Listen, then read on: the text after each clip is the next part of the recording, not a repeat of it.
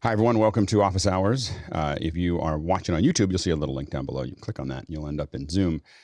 There, you can click on the link there. You'll end up in Makana. And that's where you can ask questions and chat and vote and tell us what you'd like us to talk about. You become the producer. This is a show about the listeners, created by the listeners, for the listeners. So it's definitely important that you jump into Makana. Let us know what you want to hear. If you'd like to be on the panel and actually answer those questions, you just need to be here by 6:40 a.m. Pacific Standard Time for the mic checks as we get ready for the show. You can get here as early as 6 o'clock in the morning. We start. I can't promise anything between 6 and 6:40, but usually it's pretty techy, and oftentimes it's almost like an entirely new show. so it's a lot of fun to come in early. So there you have it. 7 o'clock, we start the main show for the first hour. It's general Q&A about anything that you may have questions about. And then the second hour is usually something we want to spend a little more time on. Now we're going to do just one special hour other than working on our show. We're basically rebuilding the show right now. So today we'll do that. Tomorrow, Andrew Broughton is going to be on to talk about remotely possible. So how do we get these mixers all tied together and working, and so he's going to talk about that tomorrow in the new format. And then on Wednesday, Thursday, there'll be a little bit more regearing, and then Friday we'll talk about how it's going, and kind of pull back and figure that out, and then we'll kind of be back to our regular schedule next week. Also note that today is a busy day for us. So we've got a couple shows going on here. So we're going to do the test from 8 to 9, and what we're going to do is we're actually going to have everybody drop out of here and go into a meeting. This is going to reproduce the conditions that we're going to have for this afternoon. And we're going to test the process of basically creating a meeting. And then what we're going to do is have everybody join that meeting. And then we're even going to have our guests join that meeting. And then they'll get pulled into breakout rooms that are part of that meeting. so that they can, so that way there's kind of a lobby that they kind of come through. Some of the guests. So anyway, so we're going to test that today. Of what that looks like, test that this morning, and what that see how well that works, and then we'll do the same thing in this afternoon. Between that, of course, there's a keynote. I actually have another thing I have to do during the keynote. I wasn't able to reschedule it, so we're going to leave the post show open, just so you know, today from 9 a.m. until about 1 p.m. And the reason we're going to do that is because there's a keynote at 10, and there's also a music event at noon. So that Apple's doing a spatial music event, spatial audio music event. I'm guessing a concert. so anyway, so that's going to happen at noon. We're just going to go ahead and leave the doors open, so that'll give you time to watch the chat amongst yourselves for the first hour, watch the keynote in the second hour, talk about the keynote in the third hour, and then in the fourth hour, watch the new one, and we can leave it open a little longer if needed. Again, I will probably bounce in and out between a bunch of things. For some reason, today is the most busy day I have on other things as well. so everything's all stacked up. So, but it'll be good to see all of you, and then we'll take a little bit of a break. 4:30 in the afternoon is when we'll open the other meeting. And all these links are in the email that you got this morning. The way we're going to handle this evening is at 4:30 we'll open the doors. People can come. We're opening the doors for office hours members. Only. So the folks that have signed up on our webpage will interact with the event through Makana. And so one of the things for all of you to know is that we need you to be effective at looking at watching flagged posts. We could end up with a lot of people in Makana. But what'll happen is at 4:30, you're going to see us break up what happened in the keynote, whatever the big announcements are that we want to cover. There'll be 6 of them. And what we want to do, up to 6. If they only announce one thing, then there'll be 1. But if they announce a bunch of things, we got to pick 6 of them. What's important for all of you is we're not going to get to every question for everything in the 2 hours that we have. So what's important for everyone in office hours is to go in there during the keynote. My recommendation is to use the notes section inside of Makana, ask the questions that you're interested in when they're topical. And then think about whether you want to add those later, tag them and add them later in between 4:30 and 6. At 6 o'clock, we'll start the show. And basically what will happen is it'll be exactly the same way you watch the keynote, which is that, so I'll be in between 4:30 and 5, hang out with all of you until 5:30. Then, and the other guests, the developers that are going to be on the show, and Renee, possibly someone else, will come in and hang out with all of you. And then go into the show. Then we'll do the show. All of you will watch it, much like the Mad in the Kitchen or the or the way we watch Keynote. Then I'll come back in, and maybe some of the guests will come back in after the show, and we'll talk to all of you. You can tell us how the show went, and you can tell us what you think and whether you agree with us or not agree with us. And of course, we'll be responding to Makana the whole time. So we may play around with some other formats on Thursday. Today, we're being pretty conservative about the whole thing, just because a lot of people watching. And so we're gonna figure that piece out there. And so that's pretty much how the afternoon show is going to go. Does anyone have any questions about that? About how that's working? Yeah, go ahead, Ken. Yeah, normally I update the schedule on the website with from the email that you've sent out, but there are certain things that you were saying there that you might not necessarily want. Yeah. Okay, so yeah, you can just take that off the website for right now, the schedule. Just pull that off. Just turn it off at the moment so that we can figure it out. I'm concerned about a large flow of people to the website, right? So any other questions about that? Does that make sense to everybody? How that's gonna work? And you'll see a bit of that today. So you'll see how the show looks, as we work through that. All right, Guy, you ready for questions? Sure. First one's coming in from Hasmuk in Cape Town, and he says, animating Chris Fenwick's audio chain graphic. I wanted to use a graphic with animation, which Keynote can do. How do I simply do that if ATEM then need a video that is running through Qlab or an iPad, for example? Right now, I prefer Fenwick in Mimo Live, but no animation. Mimo Live is great for that as far as sending out a key fill. When I use Keynote, I'm just using a luma key, to bring it in. And you can have another computer. You can even have, it's a little hard to do. It can be done. It's a little hard to do with one computer, but you can do the second video output. The way to do that is to present to a window as opposed to present full screen and then make that window full screen on the second monitor. And then you can actually do it. But the problem is then it has to be in the front, and then you're doing something else in the front. So it's almost I have found it to be very difficult to not have a second computer to run my Keynote slides into my switcher. Go ahead, Chris. Yeah, I was going to say, Hasmuk, if you're interested, I can send you the actual slide that I made for you, because at that point, like half of the work is done, then you can animate it. The main thing after that is that you just want to, it's the build in, build out, or animations are the things that you want to use in Keynote. So that's you select an object, and then right next to its layout and so on and so forth. If we look at, that's where you want to, figure that out. So if I look at this, I'm going to grab this, put this over here. This part I have to fix. But if I hit the wrong button. So if you look at this here, if I select one of these objects here, you'll see that I have I will be confused, animate. So I have animate up here, and now I'm just doing build in, build out, actions, and move in, move out. Those are the things that I want to use. Go ahead, Hasmuk. Yeah, I've used that for the language course. The Keynote was build in, build out, and then I export that as a video. And you don't have to. I don't. When I'm using Keynote for this, I don't export it as a video. Oh, okay. I just literally fired off from Keynote.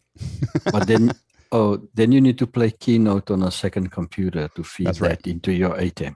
Yep. That's what you did last week with your graphics that you were switching. Okay. Yeah. So when I do it, I'm literally just taking Keynote, and what's nice about that is now it's all just built. I can keep on updating it. I don't have to go through a whole export process, and it can be responsive to what I'm doing. So I can tap on it. I can wait for a little while longer. I can, a lot of times I'm tapping on things as I want them to come out. So the movies become very cumbersome when you do that, and the reason that I use Keynote for a lot of this, if Keynote did key fill, which I've been asking for like 10 years, is if Keynote did key fill, it would be just magical, but the main thing is the great thing about Keynote is the animations are really easy, and I can tap on it at the rate that I want. The thing that I've talked about a lot is that I don't like any piece of graphic or text to come up before I'm addressing it. And that is like the key. Like if you want to take one thing out of this morning is, do not have any information show up in front of your audience until you've talked about it. Because when you do that, they're just not listening to you anymore. You know, and then you're making their brain do a whole bunch of things at one time, and they get tired and they stop watching, or they do something else.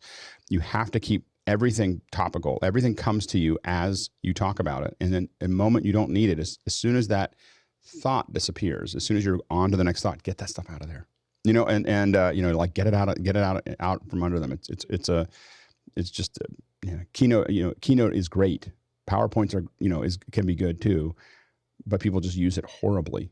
You know, and that's why everyone's, you know, that's why people hate it. Go ahead, Hasmukh, and then George, and then Chris. Yeah, it's almost worth getting another computer to drive through the Keynote, because when I did it with Qlab, I had to export to a movie, and it was very painful to re-edit and make minor changes, and you go through the whole export. And you can't do it during the live show very quickly, right? And it becomes a real problem. I'm usually editing mine. I mean, I'd love to say that it's all done the day before, 2 days before, but I'm editing up until I go live.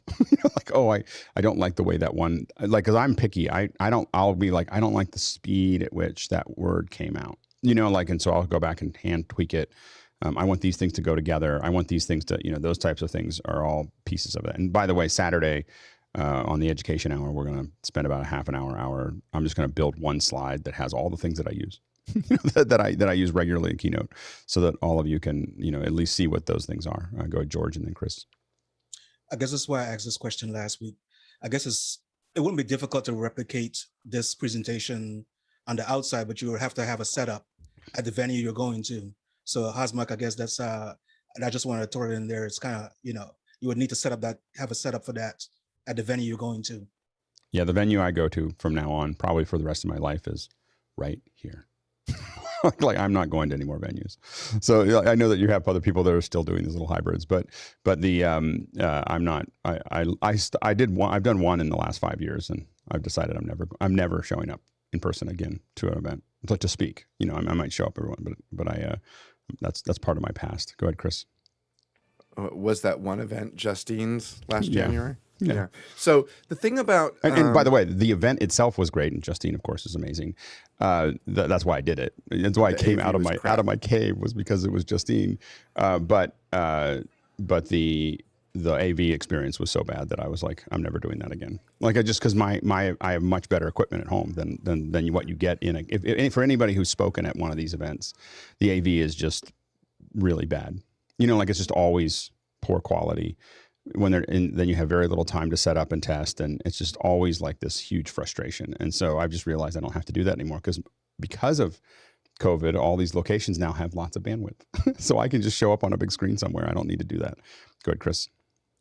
Yeah, the thing about graphic support showing up at the right time, what I've experienced over the last multiple decades of doing speaker support stuff, is that a lot of times management or the client is afraid to give up that control or to allow somebody to run that, or they just say, well, that's just too hard, just put it all up. And it's the fear. You always say it's easy to make something easier or make it easy to watch, or I can't remember the exact words. But yes, it is harder, but it's worth it if you will just let us do this. Especially when you look at the overall cost and effort going into one of these big events. You're spending millions of dollars or hundreds of thousands of dollars on something, and then you just don't want to put that last little effort in. And you know, the company that is the best at it is Apple. Like, what you'll see in this keynote, well, they're now doing it in production, but even when you go back to the stage events, they're the best at it in the world. You know, at you know, the information that they show you is exactly what you need to see when you need to see it. You know, and not 1 second before you needed to see that. And that takes a lot of rehearsal, and it takes a lot of planning, and it takes a lot of design to make that work. Go ahead, Baishu. Yeah, I was just going to add to what you said about Keynote previously. Yes, having a second computer is much better, but in a pinch, you can use even an iPhone, especially if you're syncing through iCloud. And that's the way I've been doing it this morning, basically. It works pretty well, especially if you don't need to edit the slide at the last minute. Yeah, good, Courtney. And having a second person to hand the pickle off to helps too, to have somebody else run your keynote presentation who has rehearsed it with you. And that way you're not concerned with hitting the cue or going too early or anything like that. For the most part, the way we do it, almost everybody that does a presentation, what the pickle that Courtney is referring to is generally a perfect cue from DSAN. That is the thing that everybody uses. And if they're not, they obviously don't. They either haven't done very much of this or they're not very smart. It's the only one that really works, all the time, everywhere. And what it does is it has a big arrow that says I'm going forward or I'm going back for the operator. It can even make a noise. I've heard it a couple times in shows, like you hear it comes through the mic, you hear it, and but it will. Generally, what we do is we disconnect your direct control of your slides. So we don't tell the speakers that. I told you all now if you're a speaker, but yeah, Alex is like, don't tell them that. We disconnect you from the slide and then we just take your cue. So when you hit the cue, we go forward. And the reason we do that is so that you don't start tapping forward and back nervously, or you double tap, or you can't get it working. We can fix that for you. Usually you don't tell speakers that because then they want the control back, but you have to create that buffer. The only problem you get into is when the operator isn't paying attention.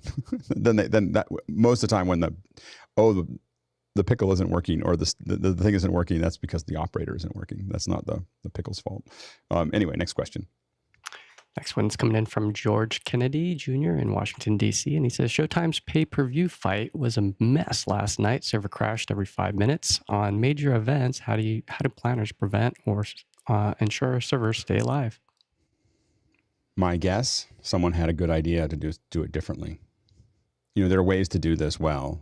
They're not hard. I mean, they are hard. They take a lot of work. They take a lot of testing, and it just works. My guess is that this was a new platform. Hey, let's do it a new way. It's probably cheaper, or you get more control, or you get more quality, or someone's upsold them for a giant event. When you do a giant event like that, you don't upsell. You do exactly what you've been doing for a long time.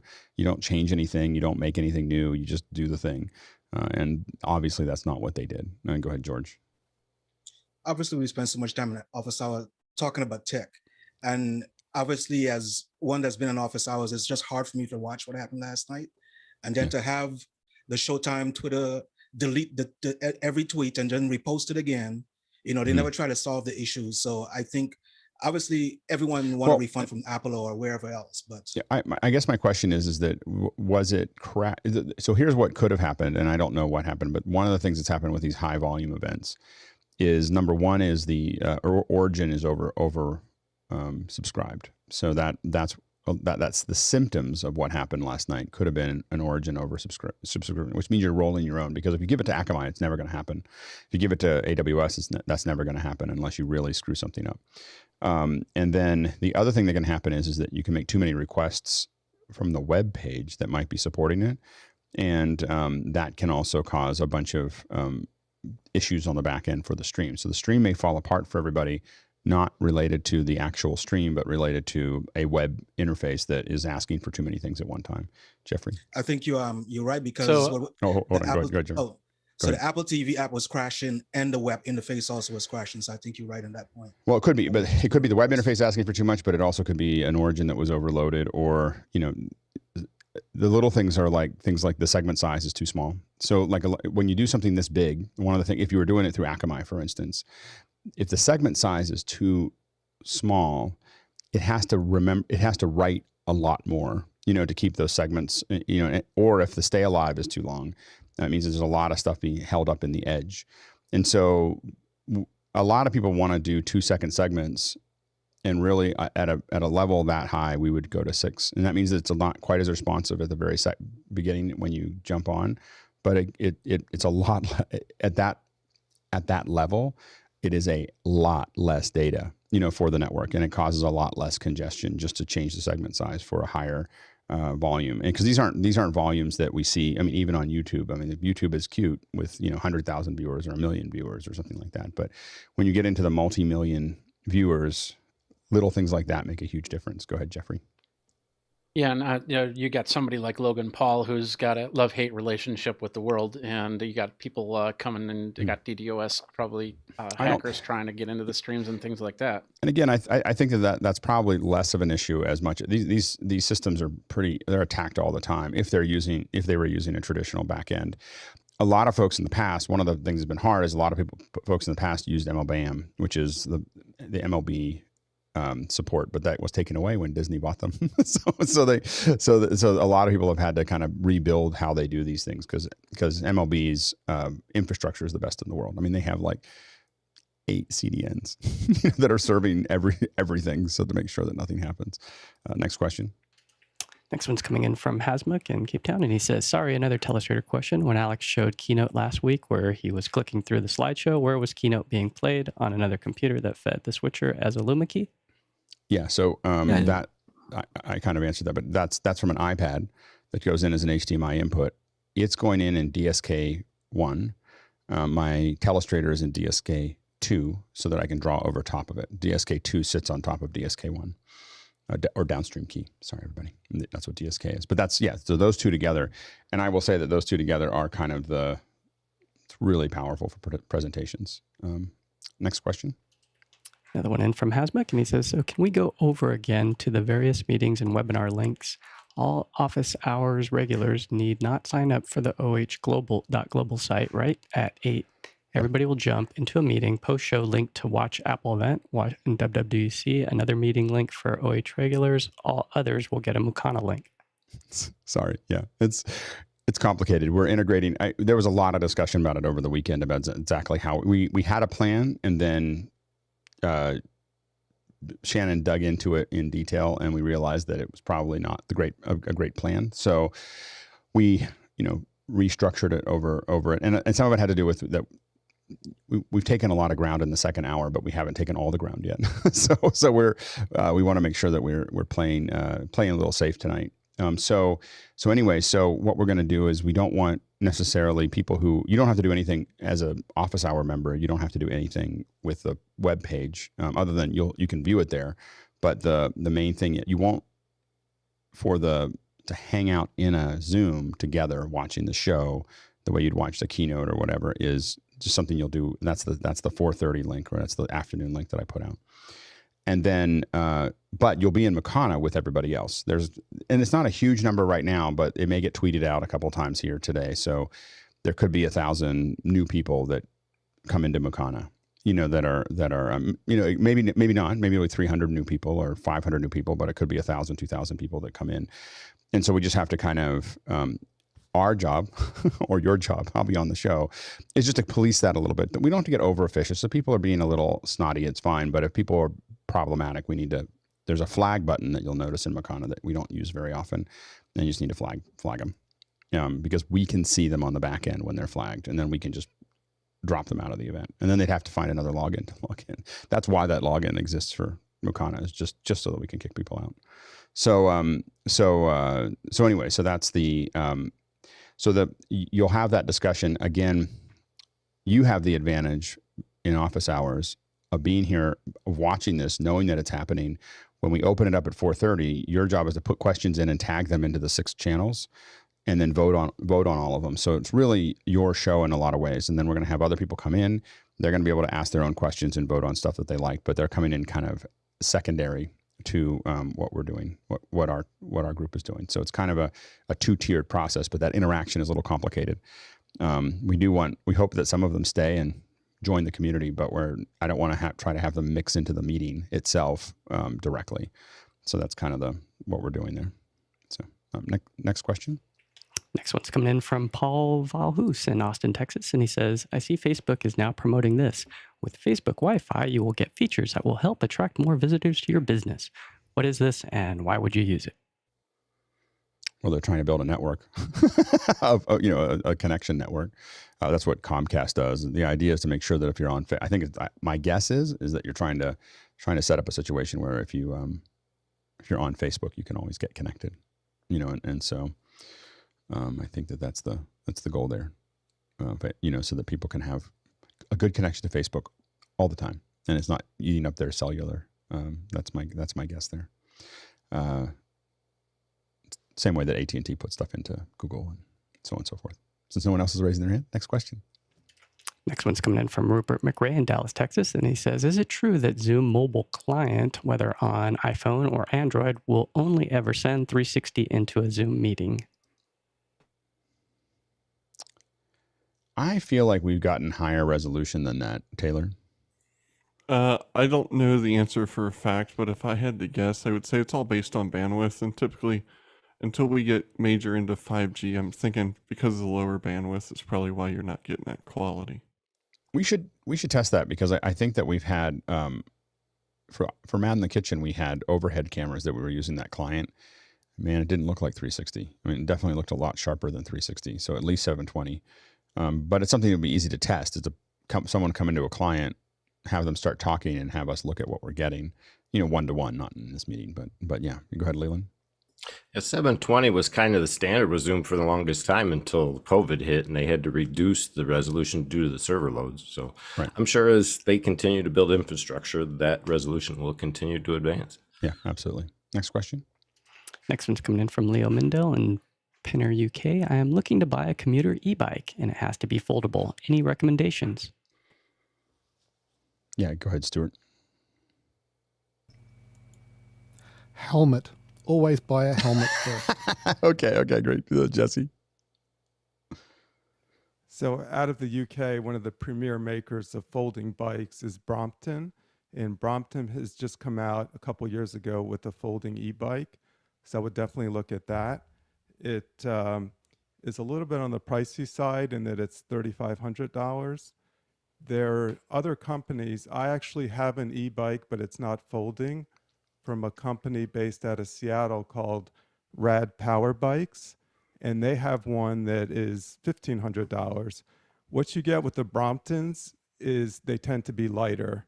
And it's a little, I know you want it folding for commuting. You might want to look at just not having it be an e-bike, honestly. The bike I have that's an e-bike weighs about 80 pounds, and I can barely pick it up. It's also large. At any rate, Brompton is probably the company I would go with if you can afford it.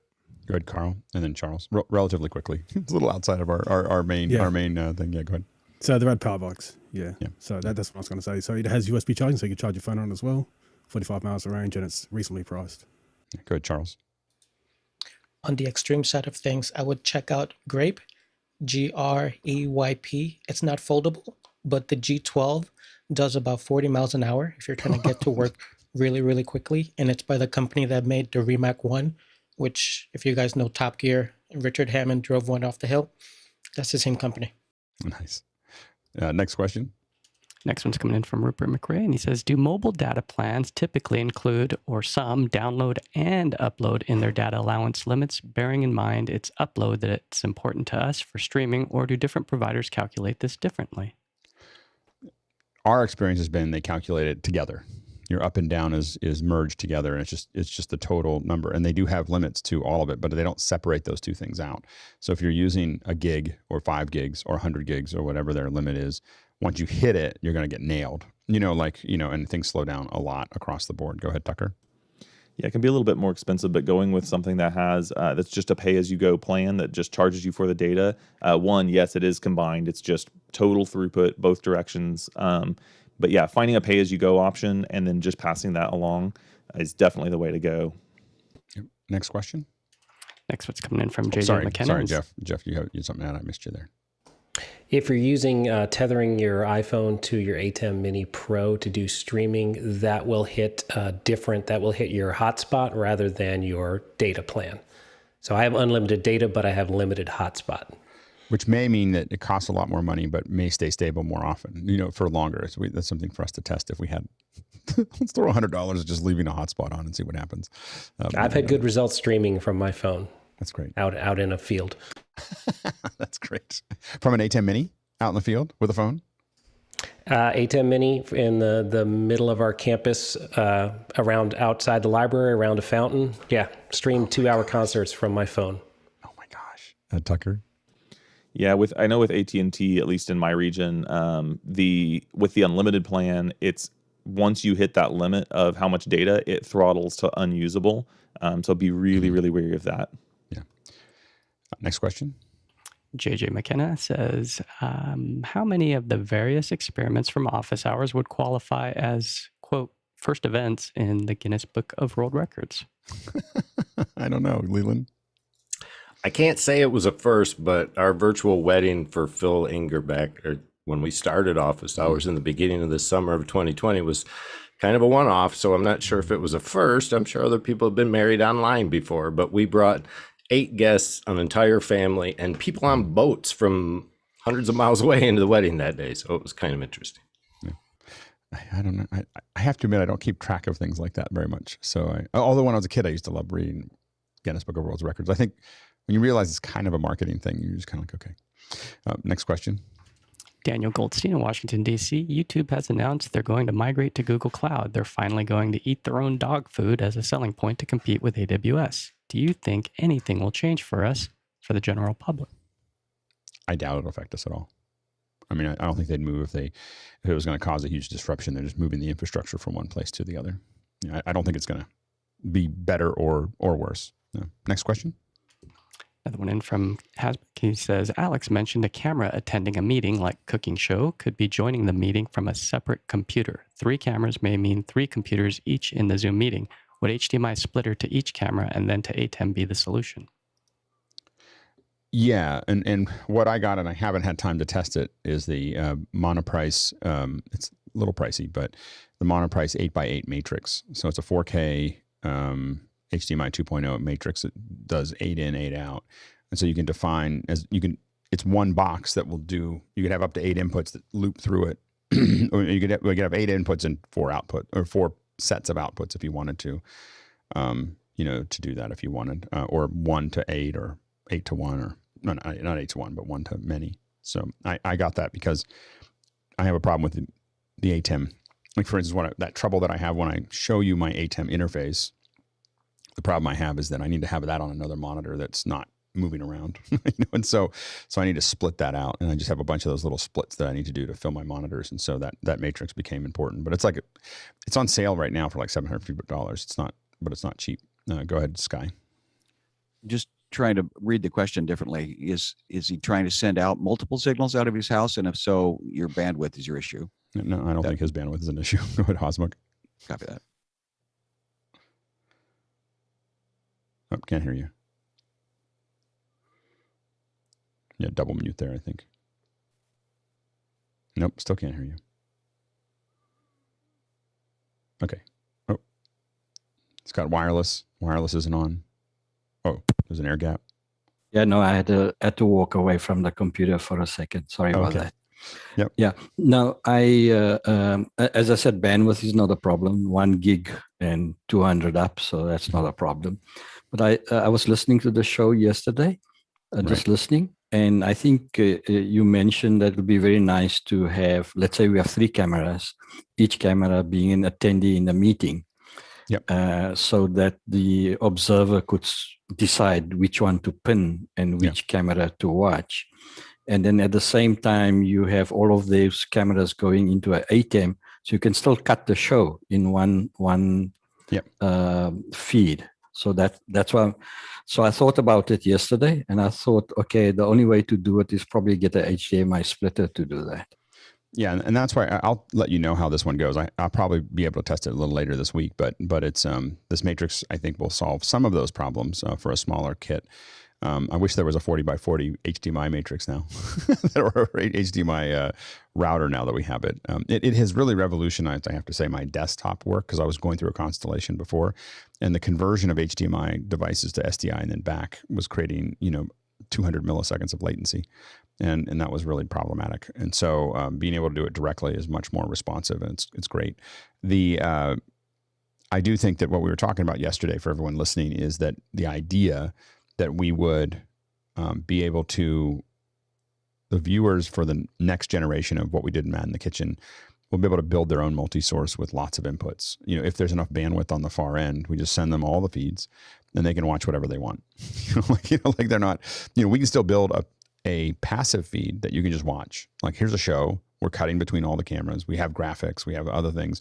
But if you want to build your own view of it, you can. So that if you just want to watch cutting, or you just want to watch the other chef, or you just want to watch this, you can just make that decision as you go. And so as a viewer. And so I see that eventually with some of the stuff we're doing around post-production, where we're going to do a huge shoot in a stage.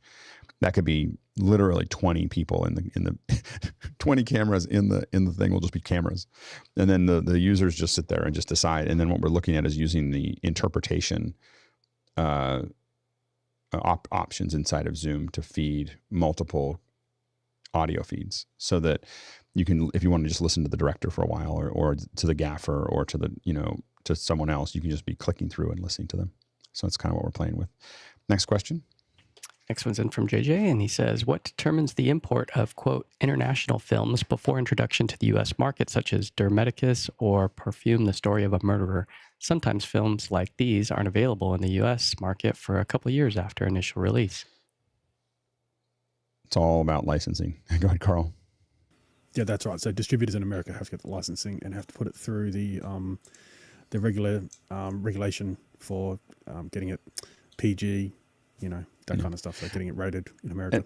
And the biggest thing is that the streaming networks especially have diced up the world in a way that they can get funding. So they, basically what happens is they can sell exclusive rights to the UK or to Europe or to someone else and use each one of those things. You can have different participation in each one of those regions to allow them to offset the cost. So for instance, sometimes Netflix will just put it on Netflix, but it's not going to be available in other countries, or it may not be available in the United States because they've made distribution deals where it goes into traditional distribution. So all that's sliced up to fund the film. Go ahead, Alex. I mean, what happens is that sometimes if you have an idea for a film, you go to the various sales agents who sell it around the world, right. And then various regions actually, or countries, buy the rights to the movie for 5 years, 10 years, right. And they get all the income from that movie, from all the TV and all the terrestrial TV and all the cinema usage. And then it's up to those individual distributors how they think it'll make the most money. And sometimes that means delaying it because it does well in another part of the world and people are much more desperate to see it, or they actually get good reviews, or it depends on how their award system works in their country and stuff like that. Go ahead, Sky. Yes, and the distributors also will often have the opportunity of putting it up against other films, and they know that they don't want to go up against a Marvel or something like that. So all this stuff is mostly historical at this point. I mean, within the next 5 years, it'll be gone. Everything's gonna be global and streaming, and there'll be a handful of movies that go out into theaters. And go ahead, Courtney. Yeah, I was wondering, used to be AFM, which was the American Film Market, which was a meeting of all distributors, global distributors would gather together and work out licensing deals for the American market and foreign markets. I don't know if they're still doing that. I haven't heard anything about it lately, and since COVID, I don't know if they did it virtually or not, but that's usually the marketplace where things are presented and licensing is determined.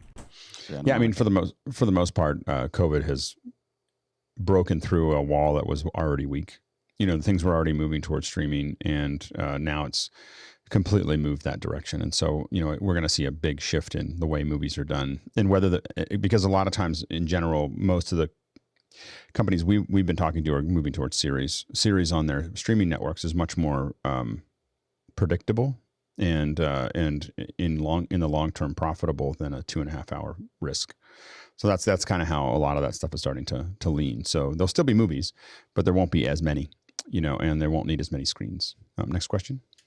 Ron in Montana asks, I am looking at a Behringer 12 XENYX 1202 effects 3-pin XLR to match with a SM58. Is this a good combination for podcasting / streaming? Go ahead, Stuart. Yes and no.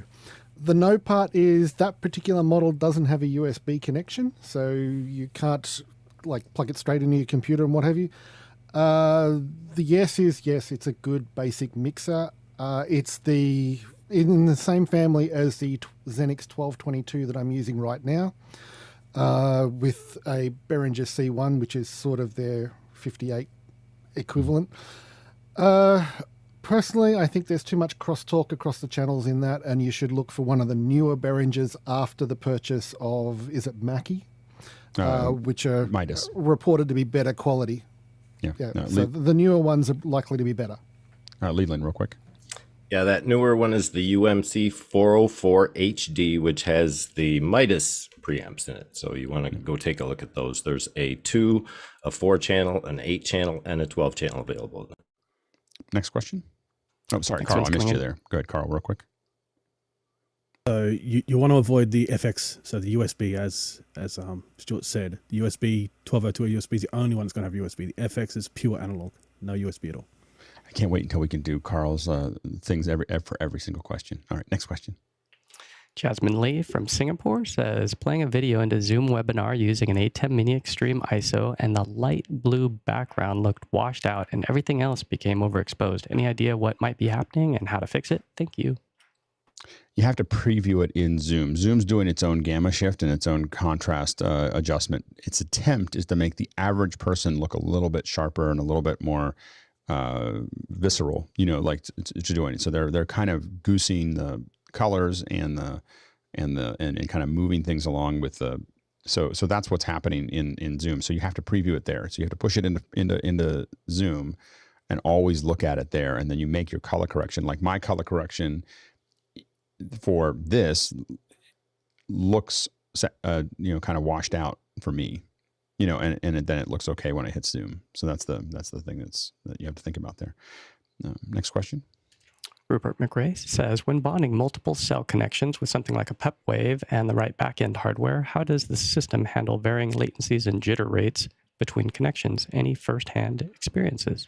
Go ahead, Tucker. Yeah, with the Pepwaves, you can set limits on the difference between basically the delta for latency and jitter. And if two particular connections, like even if you have like 7 connections, if 1 or 2 of them drop outside of that delta, then it will just stop using that connection. It works very, very well. But that is something that when we're engineering that kind of solution for someone, we do go in and go through a process to work and make sure that we've got the most consistent latency across them that we can possibly get. And that takes a little bit of time. So, next question. Alex Forty Goldner in London, Europe says there's a new version of TouchOSC out. Any thoughts? I guess no one's. Do you have any thoughts, Alex? Nope, haven't seen it yet. Go ahead, Stuart. Just a thought on their webpage. It's really difficult to find the presets to turn off the cookies on that webpage. They have deliberately obfuscated how it is laid out. Okay, it's rough. Next question. Bill Erickson asks, any experience with a Netgear M1 1100 Nighthawk on AT&T cellular with a Blackmagic Web Presenter? Oh, there it is. There it is, Stuart. Is that what you have, Stuart? Or you have the equivalent? Yeah, this is the Telstra branded version of the MR 1100. Just be aware that there is a new version out, the 2100. I won't deal with the Blackmagic Web Presenter side of the question, but just on this little thing. If you fold down the little rubber tips on the bottom, and I'll bring it back to where it's in focus, you can see the TS9 plugs. Go to a hardware store or a JCar or whatever the equivalent is in the US and get the add-on aerial. It's an amazing. It is a real boost to the output quality. Don't leave it on charge for too long while you're running it. It will overheat. But otherwise, it's been fantastically reliable. I love JCar. Sorry. Anyway, next question. Douglas Carmichael asks, have you ever had to work in venues that were classified as historical, thus limiting what you could set up and where? What tools have you used to deal with these challenges? Alex, tell us the story about the White House where you almost hit the chandelier. Yeah.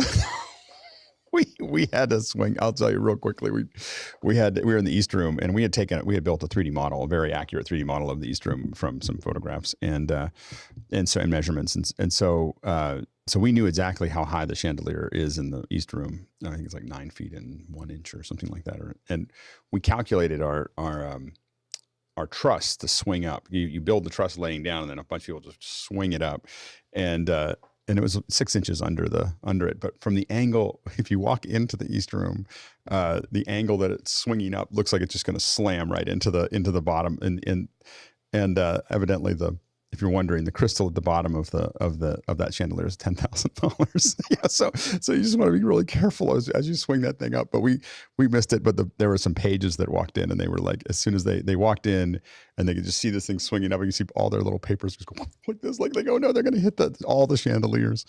We didn't. Anyway, go ahead, Carl, and then Stuart. Yeah, so I did a photo shoot, like large, sort of event inside the museum, in South Australian Museum. Mm-hmm. And the organisers there organisers and security had to go through to actually get my equipment in. And I just said, I have no cables, everything's battery operated, and I have carpet tiles for everything I'm putting on the floor. And carpet that tiles. was it. Tick, tick, tick, tick. That was it. Carpet tiles, carpet tiles are basically little pieces of carpet carpet squares are little pieces of carpet that you put over everything that's going to touch a piece of wood or even the other carpet. Anything that's going to touch the ground. So your C-stands, everything goes under carpet, and you cut them like for a truss. We'll cut them for the truss itself, or we'll lay out a larger one. But the main thing is that you don't want to leave any marks, on those things. And so, obviously no tape. One of the things, there's those are the kind of things that you kind of think through. Use large mats to go over the cables that don't have any adhesive, that don't have any Velcro, that don't have any of those types of things. But asking for that ahead of time makes you friends really quickly. And let's go back to that same White House event. The first thing I asked in the general meeting was, we think that we need between 50 and 60 carpet squares. Is that something we should bring, or should you? The fact that you're paying attention to that kind of smooths out your relationship with it, when they know that that's like the first thing. All the first things you want to ask are not technical. If you go into a historical thing, it's all about how to take care of the building. And if you start that way and then go to the technical stuff, everybody's much more relaxed. Go ahead, Jeff, and then Stuart. Mine isn't historical, but it's difficult. Load in, which was a correctional facility where I had to send a complete manifest of every single piece of equipment I was bringing, and it all had to go through an X-ray machine. Yeah. Very careful. And also USB cables are apparently contraband. Oh yeah. There's some facilities that's a big deal. Go ahead, Stuart. Yeah, for older buildings, instead of carpet tiles, tennis balls with a hole cut through them are a fabulous solution, because you can also put it on the end of a boom arm so somebody doesn't take an eye out. But one thing to be aware of with all these old buildings, do not rely on them having up-to-date power supplies or up-to-date wiring. They were not built for the loads that we will pull through them, so prepare to run your power cables, and yes, take care of wooden floors. No gaffer tape. Yeah. Been there, done that. It's no not painter's tape, no gaffer's tape, no nothing. You bring large mats that you just put over top of everything, but you don't put anything that's going to scrape against it. Yeah. Next question. Alex Kaufman in Vancouver, BC asks, Alex talks about high frame rate as the future of events. For movies, I've grown up with 24 frames per second and motion blur. Will that go away? It won't go away for everything. I think for telling stories, I think 24 is a good number. It subconsciously tells us we're watching a movie. So I think that what's interesting really is in live, the three places that a lot of us think we're going to see a lot of high frame rate, 120 frame per second, is sports, performance. So whether that's dance or concerts or other things that are an experience, and horror films, because it makes you feel a lot more like you're right there. So we think that those are the three things that could be the first things we see a lot of high frame rate work in. The interesting thing is that what I'm doing tests on, why I'm shooting all this 8K, is that I'm doing tests to rebuild the motion blur in 2398 from the 120 frame per second source, so that you can record it at 120 frames per second, and then end up in post with a perfectly clean 2398 or 24 frame per second movie, but you still have that source. Now that doesn't handle the problem that you need 5 times more light. So indoor dark films get really hard to produce. That's the other thing that 2398 gives you, is a lot more light. Go ahead, Charles, and then Sky. Yeah, in the same way that we all grew up with film being at 24 frames, and that's what we're used to, the next generations will have grown up with something different. Yeah. And their status quo will be different. So that is for us, the same way that he said in the question, it's what he grew up with. So that is his standard. As we'll move to 120, that's going to be the standard for the next generations. And their experience is, it's going to be much different than what we grew up with and what we had. And we have to remember that right now we think of it as slow motion, but the cameras are all shooting at 120 frame per second. The TVs are all going to 120 frame per second. Like everything's moving that direction. So eventually when that syncs up, people are going to be watching 120 all the time. And that's going to be, I can tell you as someone who works with a lot of 120, is that when you're used to 120, you spend a whole week watching it, you feel like you could have lunch between the frames on 24 frames per second. Like it just feels like donk, donk, donk, donk, donk. So it's a different thing there. Yeah. Go ahead, Sky, and then Alex. Well, as again, businesses are trying to think to the future, and to Charles's point, the next generation are used to video games. And so that's what we're going to be used to watching. And consequently, that's why Dolby, when they were putting in thousands of theaters in China, all had a higher frame rate. So not only entire generations, entire market opportunities are now becoming used to a certain instance that they didn't have the 24 frames like we did. Alex, and then Courtney, we're going to move pretty fast. I think the future, once people get used to 120, is actual variable frame rates, because the projection, all places can actually handle different frame rates, and then different scenes, different moments, even different bits of media will have different frame rates, all actually being composited at the same time. Go ahead, Courtney. My fear is that the aspect ratio is going to go to Instagram aspect ratio. There have already been 3 or 4 feature films come out. Titles escape me right now. They did the square aspect ratio in theatrical release, which is scary. We were almost square in 4:3, so we might all go back to 4:3. I mean, Wizard of Oz is in 4:3, so it's almost Instagram. You could probably put the Wizard of Oz on Instagram, no one would notice. Like the 3:3 rather than 4:3. Next question. Andy Kokendorfer in Vieira, Florida asks, with Blackmagic's 12K URSA, it seems like we might see 12K capture at some time before long. Thoughts on using a single high-density image camera for capturing a live panel discussion and selecting crops as individual camera shots? Has anyone tried this with 4K switching out 720 selects? Go ahead, Stuart and Carl, pretty quick, and then we're going to keep I'm going to be pretty opinionated. Yep, I'm going to be pretty opinionated on this, and why not to do it is because as you go out to the edges of the lens, you get more and more distortion. So people's heads will have funny shapes, and your viewers will be annoyed. And go ahead, Carl. Yeah, so if you go and have a wide-angle lens on there, that's right. You're going to have distortion on the edges, and you're going to get diffraction as well if you zoom in too much. So the physics is just going to kick in. Go ahead, Charles. The only time we tried this was on the advice of the client. This is what he wanted to do, and the only way that it worked was we had 2 people side by side, and they wanted to get some solos from that single source, but we had so much leftover space that was unused, but it was the only solution for that problem. That's the only place. But with the comments that everybody just made, it's like as you get further out, you get a bit of distortion. So we had to use a 100mm lens just to flatten everybody out a little bit. One of the big things is that if they're both addressing the camera, it works actually pretty well to have that high res and cut into them. The problem you get into is that if you have people that are talking like this, they're looking this way. If you have one camera that's getting both of them, beyond the distortion problems, you end up with a situation where you're getting profiles all the time. So that pushes the viewer more and more out of the shot, which is why a lot of us want to put cameras here and here.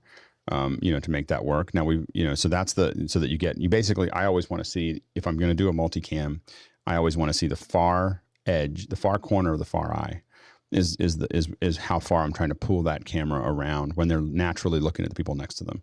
And that's really hard. And again, this gets back into why we're moving more and more away from that solution and more towards, we just want them in individual rooms talking to each other through screens, because then the audience is right between them and not on the outside of the conversation. Next question. Actually, can I add to that one just a little bit? The data video product has one where it's a real-time box. It's hardware, so you just define the box where you want to punch in, and you hit that take, and it'll punch right in. So you can have a 4K camera and 720 output. AJ also has the same thing. And Livestream Studio software is pretty slick at it. They've got these defined boxes. Maybe I can show it in the post show. It's pretty cool. Yeah, and technically, we've been doing this for, this has been done in podcasts for 10 or 12 years of people shooting at a higher resolution and cutting in.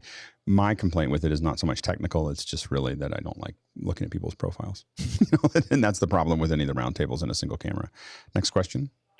And next one is from David Brady in New York, and he says, any thoughts on AWS Sidewalk? I have a pair of Ring cameras on the roof, but don't feel like sharing my network. Perhaps it's time for an Internet of Things VLAN. I don't like any of these. I get why they're doing it. They're trying to make sure that someone can always be connected so they can all buy things and interact with things and everything else. I don't like the idea of, I have to admit, I just don't like the idea of shared networks. Go ahead, Tucker. Yeah, always separate your IoT from your standard traffic and then set QoS and limiting. If you deem it worth using those devices. Yeah. Next question. We're going to be moving pretty fast now. Guilberto in Santa Cruz, Bolivia. How would you set up many speakers coming one after the other? So the main thing that we do there now, and we learned this from Grant, is to use meetings. And so what we do is we use meetings, then pull them all into breakout rooms. And so from our perspective, what we have is rooms going into that. So we're doing it, and you can feed that back into a webinar, back into the Zoom. But then they're basically, you're just going boom, boom, boom, boom, boom, boom. And you, with 2 of them, you can just spin back and forth. We tend to lay them out so we have more time. So we have more computers, but that tends to work really well. Go ahead, Tucker, pretty quick. Yeah, absolutely. Exactly that from Grant. I usually run double the number of camera systems or breakout rooms as number of panelists, and then I wind up loading one panel ahead. So I'm always 30 or 40 minutes ahead with preload, get them set, let them talk, move on. Yep, absolutely. Leland, real fast. Yeah, just to touch on the way it is, we produce a green room, a stage A, and usually a stage B, so that if we have people following each other, they're already set up in another stage, ready to go when stage A is over with. Yep. Next question. TJ Asher asks, since we now use the phrase promoted to producer when someone goes from panel to an attendee, should you use the producer? Whoop, you lost you there. Example, be a producer / attendee instead of... Mike, you're breaking up. Oh, we're losing Guy. Time loop. Oh no, He's our got Q&A. into a time loop. He's frozen. All right, Mike, yeah. So I don't know if you're crashing there. We'll wait for Guy to come back. Anyway, so I'll read this out again. Since we now use the phrase promoted to producer when someone goes from the panel to the to an attendee, should we use the producer phrase on the OH schedule on OH Global, be a producer attendee to be an attendee? At the moment, not, because they're a slightly different relationship than OH, but you're going the right direction. Yeah. Next question. Yeah, next one. Sorry about that. Looks like I dropped out for a second.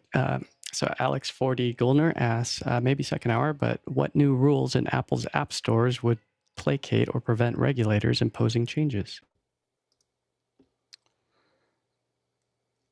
I mean, I think that there's so many. That's such a long question. It's probably a second hour or something. But I mean, there are things that I'm sure Apple's figuring out of what to do if they actually get pushed into a corner. Allowing people to build their own stores on the Apple hardware without any of the Apple security or ordering or processing is probably something that I feel like is legally possible for them to do. It means that it'll have almost no effect on the App Store, because if you don't give them access to the security chip and you don't give them access to most of the things that you can just put it on the phone, very few people will use it, because that would be crazy. Go ahead, Courtney, and then John.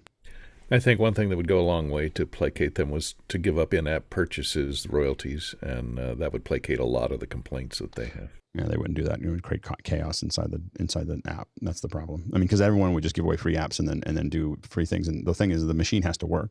Or we don't. As users, we need that to be there so that it continues to be something that we're not, like right now. Even just the external, like I just put a new Apple TV in, we turned it off because I now have to remember all the emails that I put in to different things and all my passwords and everything else to get back into the services that I ordered, rather than just saying restore purchase and now it's working. And that's what we're paying for us to have an open system as in the Apple TV is as users. So it negatively affects us as users for us to allow for it to go wide. Go ahead, John. This has been talked about ad nauseum on MacBreak. I think the most significant thing was lowering the percentage rate to those people making less than $1 million. That was huge. It took all the win out of the sales of that. It was a genius move because it had almost no effect on revenue, and then no one cared anymore. Go ahead, Alex. I think it'll be interesting to have 3 rates. If you have a free app, then if each user uses more than 20 meg to actually download it, then they just charge for more I think they just charge downloads. every bit for free. You're right. If over 20 megs or whatever, yeah. And then they have a special rate of a low rate of 15% for everybody who doesn't need to own the client, and 30% if it's essentially if you have access to your own clients and you have the customer relationship, then you pay more. I mean so then you have access for upgrades and stuff like that, but then you have a different rate based on if you actually want to own the customer relationship or you want Apple to own the customer relationship. And I think that would actually so confuse the governments and regulators, they'll just go, okay, let's go after Facebook and Google. If they really get pushed into a corner, if both Google and Apple get pushed in the corner, the natural state for this is what Apple Arcade looks like. And that's what, so developers should not be talking about this at all, because the way to solve this is for Apple to start buying up everybody's apps and putting them into a subscription service. Like that is how Apple will solve this. And then there won't be an app store anymore. I mean, Apple will make just as much money as they're making before, probably more. And, they'll just be buying up all the apps that sell the most. and then everyone will still have the App Store, but it'll get less and less valuable over time, and they'll just have a big subscription service. So that's, as developers, developers who are complaining about this, they are literally playing with suicide for their own business. So next question. George Sita, and he asks, in the Isidore after hours, went to second room, image of me went to a black screen and computer froze up. Yeah, I know the feeling. Other participants were still visible, forced quit Zoom and rejoined. Image of me was fine until I went to the second room with same result. Camera's old iPhone SE with Irium webcam.app. Thoughts? And he has a note here that says, Zoom connection itself is wired, not Wi-Fi.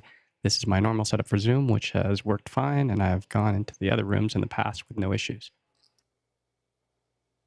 It's a lot of paths. It's a lot of places to stop, a lot of way stations to get your video into Zoom. I'm surprised it's working. So, so I think that as you start to add things that are abstracting from video to Zoom, you're going to keep on adding things that every time Zoom updates, every time something else updates, you're going to have problems as you increase those things. And that's one of the reasons, for instance, that's why people like me use hardware. Even with the hardware, we end up with issues with the Extreme or the ATEMs, where every once in a while we go gray. But that is why, one of the reasons I don't like a lot of video interfaces into Zoom, because it's less stable. Go ahead, Tucker. Yeah, since the beginning of kind of feeding things that are not just a standard webcam in, I went over to vMix and started using it with its external, and they've been by far the most consistent functioning connection point, including with when using like the Decklink capture cards, because you get a firmware update for the Decklink capture card and you have an issue. That vMix link as a virtual camera has worked flawlessly. Next question. We're going to move really fast now. We're going to be running a little over, and then we'll go from there. Douglas Kaufman asks from Vancouver, BC, with an XR18, the Ethernet connection is very chatty, so we've put it on a separate network. What's an entry-level VPN so we can use the same network? It's not really a VPN that I think you need. I think it's you just need a router. Go ahead, Carl. Yeah, so the XR18 has the preamps are always reporting back over the Ethernet, back to the computer, because you need to see what the actual preamps are doing, and so it is extremely chatty. Most people would just have a dedicated line between that computer and the XR18, because it is almost streaming. But you could use, many routers, Cisco routers being probably the easiest ones are the most reliable ones, but many of the routers, you can build a separate VLAN and just put all that stuff onto the VLAN. And so you don't need a VPN, you need a VLAN, be able to establish a VLAN on that. And we can get into routers at some point. We're not going to get into right now, but that's what you need, not a VPN. A router will do it to make that work. Yeah, absolutely. Next question. Douglas Carmichael says, when I read about the ILM Rebel Mac unit, it shows how small scrappy groups can sometimes outperform large corporate hierarchies. Do you think that same mindset could be exported to other industries to deliver quality products and services faster? Go ahead, Charles. The short answer is yes. I've always been a fan of smaller groups. You can move faster, you could pivot faster, and in the long term, as Alex has said, you could go faster by yourself, but the African saying that I sometimes quote is, if you want to go fast, go alone. If you want to go far, go together. And so there is a place for both. Like, a lot of what we do is develop what we call skiffs that are just going out into the water, like just really little, like solve one problem really well and do that thing, and then report back all that information. And then the big heavy ship comes in behind it that can't turn very hard, and everything else. With scale comes infrastructure, and with infrastructure comes logistics, and with logistics comes slow movement, and so on and so forth. So that's the challenge. Go ahead, Stuart. 3 quick examples. The Ram chargers out of Chrysler, Skunkworks for aircraft, and the jet engine development out of the UK were all small teams set to work by themselves, often after hours. If you have the opportunity to be part of that, do it. You'll gain so much knowledge. And then eventually it becomes logistics. You always have to know that eventually it has to come. What comes with the territory is big and heavy. But as someone who worked in the Rebel Mac unit, there was we were kind of outside of that. I wouldn't say we outperformed. We took on specific tasks, specifically hard surface modeling and animation to do those shots. What CG was doing in ILM and over in Cookie Bay was a much heavier lift than what we were doing. So we separated it out. Things that are easy to separate out were things that we did on our own. But there was still, when you're building a character with all the lighting and textures and renderment and everything else, and that's an entirely different thing that couldn't be abstracted into a smaller group. We did things that one artist could do at a time. So like I worked on the Queen ship for about a year. But I didn't do the whole shot, but I would get pieces from people, matte paintings from somebody else and everything else. I would finish the shot as one person, which is unusual for what ILM did. Next question. Dave Kaufman in Vancouver, BC says, Matt in the Kitchen Backstage was a great learning experience. To see behind the scenes video via Zoom rooms is an elegant solution for high resolution, no surprises Zoom, but audio is so super complex with many mix minuses and integrated IFB. Is there an easier way to do this? Go ahead, Tucker. There are different ways to do it, and some are slightly easier. There's always a trade-off. One way that we've done something very, very similar is to actually put the Unity client on the. We can't do it with Zoom Rooms, which is the breaking point in this particular setup, but you can eliminate a lot of what the 806 is doing by putting a Unity client directly on the end stations. So there's different ways. And you just have to decide where you want to put complexity. So we don't do, ours is more complicated in the head end because we want to make sure that the far end has the least number of things that can go wrong. So we add, so by adding another app that they have to use or adding something else, it adds complexity. And so the reason we do that is to keep all the complexity on our side, which makes our pipeline more complex, but the far end easier. And we're going to go to the next question because we're out of time. Next question. Todd Reynolds in North Adams, Mass. says, going back to the Keynote application, Carl Asmussen detailed his Keynote slide edits and how they sync to his iPad version within 4 seconds. What exact settings are required for that iCloud interaction? All you got to do is save it to your cloud. So save it to Keynote, the Keynote folder. It depends on how big the file is that you added to the next slide. 4 seconds is a possibility. It often is 4 seconds, but it can be as much as 10 minutes if you put in a big picture or you put in something else. But I work on my desktop and my iPad is sitting here with the Keynote open. As long as it's not in presentation mode, as I save, within a minute or two, I usually see it appear on the other side. So I'm just constantly, working through that, and it's really effective way to work. But you're saving to the Keynote folder inside of it, and you open from that Keynote folder in whatever devices you want it to show, and it works well. Next question. Wilson Martinez in Charlotte says, good morning. I just purchased an LG CX OLED and the new Apple TV. What video settings do you recommend? And another question, when can we expect most sports broadcasts to go 4K? Go ahead, Ken. Yeah, if you have a reasonably new iPhone with a Face ID, use the color balance on that, where you point the phone to the TV. That will then give you. I'm curious. I haven't tested it on that one specifically. There could be some issues with how it works with vision that I'm not certain that it'll work as well as we want it to. So that's the only thing to kind of keep in mind. Go ahead, Charles, and then Stuart, pretty quick. Yeah. So if you turn your TV to Dolby Vision, then the Apple TV is going to recognize that, and you don't need to do anything because that is going to be driven by the Dolby Vision itself, by the metadata. If you set your TV to, I think, a cinema mode, then calibrate your TV using the app in the phone, and it's going to get you pretty close to what is the artistic intent, and those are the best settings to go. Outside of that, I would turn off all the extreme contrast and Best Buy settings and all that. I wish these LGs especially just had an Apple TV mode where it's like, I'm going to make everything look the best it can, as opposed to I'm going to make it look wonky. Go ahead, Stuart. I was the last line of Charles' answer. Turn everything off. Yeah. Next question. Mason Lancaster in Pasadena says, anybody have experience with internet using NetBuddy over AT&T Mobile? I don't think so. Yeah. You stumped us. Next question. Dave Kaufman in Vancouver, BC. What's the panel's guess for the most anticipated news at WWDC today? We're gonna push that into the post show, because we're gonna jump into our little test here. So that's a good question. We'll just talk about it more in post. So what we're gonna do now is we're going to I'm gonna go ahead and for those of you watching online, we're gonna go ahead and close. If you got the email this morning, if you're signed up inside of Zoom, you can look at it there.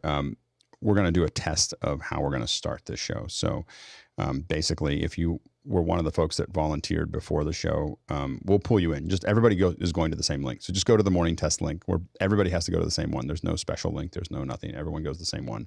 Then we'll separate it out. So we are going to close this up for the folks who are watching on YouTube or for anyone here that doesn't want to go through that test or wants to see what the other side looks like, or just even if you're in here, I will start another stream that will be streaming to YouTube, which is the test. So you'll see what the test looks like, and then in its purest form of that process. So anyway, so we're going to go ahead and close this live stream, and I need Taylor to do that.